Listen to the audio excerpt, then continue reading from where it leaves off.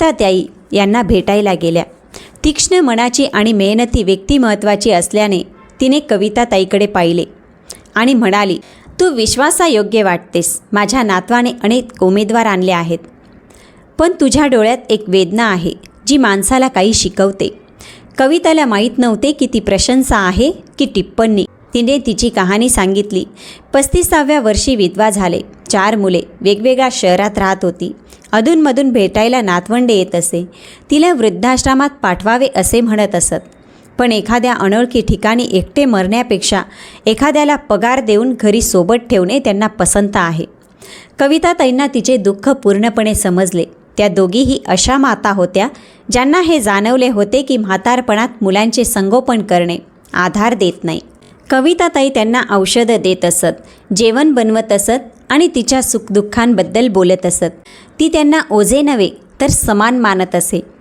एके दिवशी ती म्हणाली, कविता, तू पहिली व्यक्ती आहेस जी मला समस्या म्हणून नाही तर एक माणूस म्हणून पाहते. एका महिन्यानंतर जेव्हा कविताताईंच्या मुलांना हे कळले तेव्हा ते सर्व तिला परत घेऊन जाण्यासाठी आले. तिचा मोठा मुलगा सचिन म्हणाला, आई, या वयात मोलकरणीचे काम करू नकोस. लोक आमच्याबद्दल काय विचार करतील. मी मोलकरीण नाही, मी एक परिचारिका आहे आणि महिन्यात पहिल्यांदाच कोणीतरी मला माझ्या कामाचे पैसे देत आहे. मग कविताताईंनी सर्वांकडे पाहिले आणि म्हणाल्या, तुम्ही लोक फक्त यासाठी आला आहात कारण आता तुम्हाला माहीत आहे की मी तुमच्यावर अवलंबून नाही. जेव्हा मी प्रत्येक दारावर एक कोपरा मागत होते तेव्हा कोणीही त्याची पर्वा करत नव्हतं.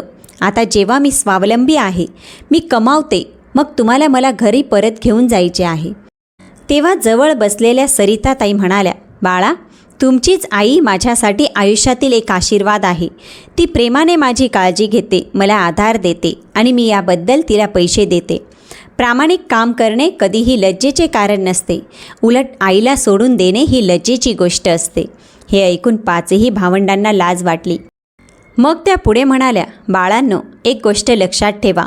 आपण जे काही करतो त्याचे फळ आपल्याला नक्की मिळते, मग ते चांगले काम असो किंवा वाईट. कारण जे पेरले जाते तेच उगवते.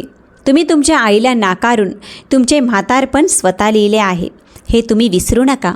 मग कविताताईंनी त्यांच्यासोबत जाण्यास नकार दिला. सर्व भावंडे डोके खाली करून परत गेले. त्यांना वाटले की त्यांची आई नेहमीच त्यांच्यावर ओझे बनून राहील. पण जेव्हा त्यांना दिसले की त्यांची आई त्यांच्याशिवायही चांगले जगू शकते आणि त्यांचेही एक मूल्य आहे, तेव्हा ते बदलू लागले. पण तोपर्यंत खूप उशीर झाला होता. आता कविताताई सरिताताईंसोबत आनंदाने राहत होत्या, कसल्याही ओझ्याशिवाय.